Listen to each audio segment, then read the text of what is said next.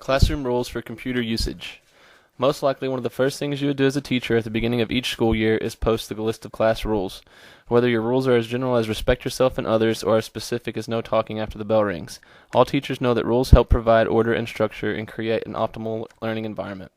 No matter how effective your class rules are, they rarely cover every classroom situation. Student computer use often calls for additional rules. Some don't realize how important rules are in the computer lab until a computer is broken or damaged because of the lack of rules in the lab and the teacher is held responsible for the damages. I have 6 computer usage rules that would be used in my computer lab as a teacher. The first and most important rule in the computer lab is no food or drinks. Making sure there are no food or drinks in the computer lab is very important. It might not seem too bad to let some kids bring food or drinks into the lab, but kids do have accidents, and when it comes to food or drinks, accidents with computers would be bad and can ruin a whole computer system. Another reason why food is not allowed in the computer lab is because the food could get caught in the mouse or keyboard. This would mess up the keyboard and jam the keys. The second rule is keeping hands to your own mouse and keyboard. This rule would help out a lot by making sure nothing would be touched or tampered with. Students should never mess with anything or any of the wiring on the computer or anyone else's computer. This would also help keep students from cheating or copying other neighbors' work around them. Students should keep to themselves and will find out they will learn a lot more. The third rule is always ask the teacher. If a problem should ever occur, it doesn't matter how big or how small the problem is, the student should always raise their hand and wait for the teacher to help them. If a student tries to fix the problem by themselves, they could mess up their whole assignment or mess up the computer itself. The fourth rule is no personalizing. Students should not personalize their computer they use. Students must not install screensavers, change desktop backgrounds, or add or move icons on the desktop. This just helps out the teacher more than anything when it comes to explaining and teaching in the computer lab. This rule also helps keep students focused on what's being taught in the classroom and not their personal images on the screen.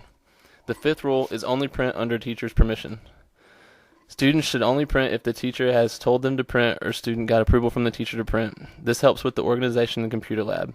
If every student were to come in and print what they wanted, there would be a wad of papers in the computer lab. If the student only prints what the teacher tells them to, there will be less papers and hassle around the lab. Mostly everything the teacher tells the student to print will be turned in. The sixth and final rule is student safety. This rule is probably the most important rule in the classroom when it comes to a personal student. Contracts and password privacy are the most important factors in safe online usage in the computer lab. Contracts should be written in kid and parent-friendly language. Many parents and students are unaware of the real dangers when using a computer and being online. Students that are not informed properly by their teachers will be prepared to make right choices when surfing the internet. Contracts should outline the consequences for inappropriate use. When it comes to password privacy, students should never tell anyone their information about their passwords or usernames in the classroom and outside the classroom. Other students having access to your computer or personal property can be dangerous and harmful.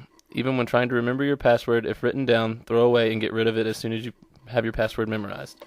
All of these rules and guidelines are very important when walking to any classroom computer lab, whether it be elementary, junior high, high school, or college. Nowadays, the internet is sometimes the most dangerous place for students and youth just because they do not have rules to follow when they're on the internet. These rules will not only keep a classroom computer lab clean and safe, but it will also keep a student's personal life safe as well.